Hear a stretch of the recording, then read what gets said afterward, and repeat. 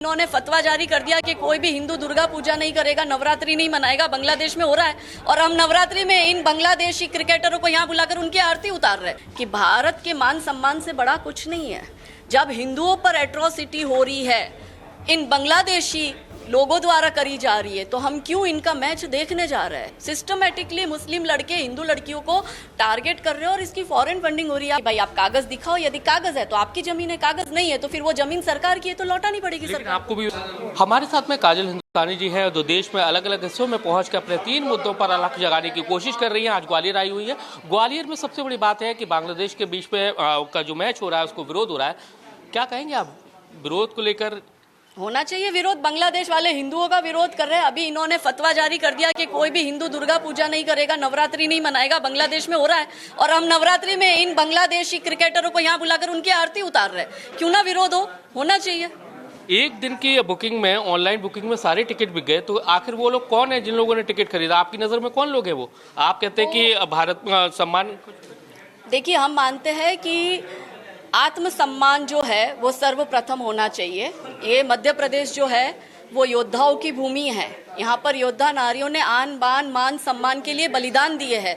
तो हमें अपने एंसेस्टर से भी कुछ सीखना चाहिए। हमें अपना एक गौरवशाली इतिहास से कुछ सीखना चाहिए। हमें वो इतिहास को भूलना नहीं चाहिए और इतिहास में जो हमारे योद्धाओं ने हमें सिखाया, हमें उनके ही कदमों पर चलना चाहिए। तो यहाँ के नागरिक को हम दोनों हाथ जोड़कर यही निवेदन करेंगे कि भारत के मान सम्मान से बड़ा कुछ नहीं है। जब हिंदुओं पर एट्रोसिटी हो रही है इन बांग्लादेशी लोगों द्वारा करी जा रही है, तो हम क्यों इनका मैच देखने जा रहे हैं। तो आपने कहा कि आत्मसम्मान ही नहीं बचा इन लोगों में जो लोग टिकट देख रहे हैं, ये क्या? हम ये मानते हैं कि या तो लोग जो है जानते हैं और वो गांधारी की तरह आंख पर पट्टी बांधकर बैठे, या फिर लोगों में जागरूकता नहीं है। जागरूकता नहीं है तो काजल हिंदुस्तानी अपने छोटे छोटे बच्चे छोड़कर पूरे भारत में इसलिए घूम रही है कि लोगों में जागरूकता है।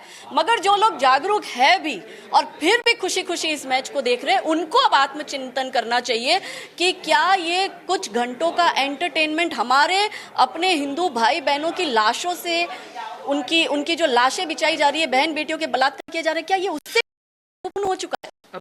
जिहाद को लेकर हुए हैं, भूमि को लेकर निकले हुए, क्या कहना चाहते हैं उस बारे में और क्या स्थिति नजर आती है और क्या लग रहा है आपको आगे आने वाले वक्त? देखिए, पहले से ज़्यादा जागरूकता तो आई है, मैं आपको ये बताऊंगी। क्योंकि मैं अपने अगर 9 वर्ष का आपको अपना पूरा अगर बताती हूँ तो 9 वर्ष पहले ऐसा होता था कि बेटियों को अगर ये लेकर जा रहे हैं, मार रहे हैं, काट रहे हैं, धर्मांतरण कर रहे हैं, तो भी खुलकर ना तो समाज आगे आता था, पेरेंट्स भी डरते थे कि FIR कैसे कराए, हमारी बदनामी होगी। ये सब जो सामाजिक जो एक प्रेशर रहता है वो रहता था। लेकिन अब इतना परिवर्तन आ चुका है कि अब समाज और लड़की के पेरेंट्स साथ में खड़े रहते हैं और कहते हैं कि इस अन्याय के विरुद्ध में हम नहीं चलाएंगे। और आप देखो, लव जिहाद को पहले इतना कवर नहीं किया जाता था, आजकल मीडिया भी खुल के लिख रही है। अभी 2 दिन पहले जो है बरेली के एक जज ने, बरेली कोर्ट ने एक जजमेंट दिया, वो लव जिहाद में आजीवन उम्र कैद दी। और जज ने क्या उसमें बोला है कि ये सिस्टमेटिकली मुस्लिम लड़के हिंदू लड़कियों को टारगेट कर रहे हैं और इसकी फॉरेन फंडिंग हो रही है। आप बरेली का जो जजमेंट आया 2 दिन पहले का वो पढ़िए। तो न्यायालय भी अब ये मानता है कि लव जिहाद हो रहा है। तारा सहदेव वाला केस था, उसमें क्या था? उसमें भी रांची की जो CBI कोर्ट थी उसने माना कि लव जिहाद हुआ है। अब भूमि को लेकर क्या कहना है आपका? जिस तरह से आप भूमि को लेकर हम यही कहेंगे कि वक्फ बोर्ड, जैसे भारत में डिफेंस और आर्मी के बाद में जो है सबसे ज़्यादा ज़मीनें जो है वो इनके पास में है, वक्फ बोर्ड के। इन्होंने हमारी ज़मीन पर अलग तरीके से गतिविधि कर बहुत सी ज़मीनें हड़प ली है। अब सरकार उनसे वो जो है उनका मांग रही है कि भाई आप कागज दिखाओ, यदि कागज है तो आपकी जमीन है, कागज नहीं है तो फिर वो जमीन सरकार की है तो लौटानी पड़ेगी सरकार। आपको भी तो विवादित बताया जाता है कि रामनवमी के बाद पाटीदार बेटियों के को लेकर भी आपने जो विवादित बयान दिए, उसी के बाद आप देश में चर्चाओं में आ गए और लगातार इस तरह के इशू हैं वो आपको उछाल कर हाईलाइट। देखिए, हम आपको ये बताते हैं कि विवाद में हम नहीं रहते हैं।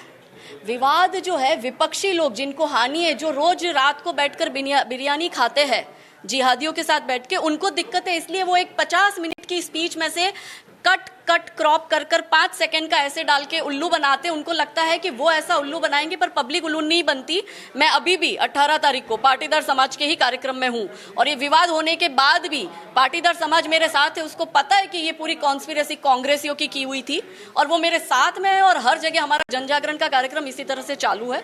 दूसरा ऊना वाला विवाद था, तो उसमें हमने यूनिफॉर्म सिविल कोड की बात करी थी, और हमने बात करा था कि मुस्लिम महिलाओं को भी भारत में 75 वर्ष बाद भी आजादी नहीं मिली है, तो उनको अपने अधिकार मिलने चाहिए। हमें नहीं लगता कि इसमें हमने कोई ईर्ष्या निंदा की है। तो लगता है कि आपको विवादों में डालने की कोशिश की जाती है क्या? देखिए, किसी के एजेंडा के बीच में यदि काजल हिंदुस्तानी क्या कोई भी व्यक्ति आएगा तो उसको विवादित बना दिया जाएगा, क्योंकि इकोसिस्टम जो लेफ्टिस्ट इस्लामिस्ट लॉबी का जो इकोसिस्टम है और फॉरेन से जो फंड आ रहा है, तो हर वो व्यक्ति जो अपने देश, धर्म, राष्ट्र के लिए बात कर रहा है, उस हर एक व्यक्ति को कुचला गया है। मैं तो बहुत छोटी सी व्यक्ति हूँ, बहुत बड़े बड़े लोगों को खत्म कर दिया है। देख सकते हैं कि काजल हिंदुस्तानी जी हैं, और जैसा कि बांग्लादेश के मैच के साथ साथ लव जिहाद के मुद्दे पर भी उन्होंने खुलकर बात रखी है। कैमरामैन राजकुमार कुशवाहा के साथ नासिर गौरी, IBC 24 ग्वालियर।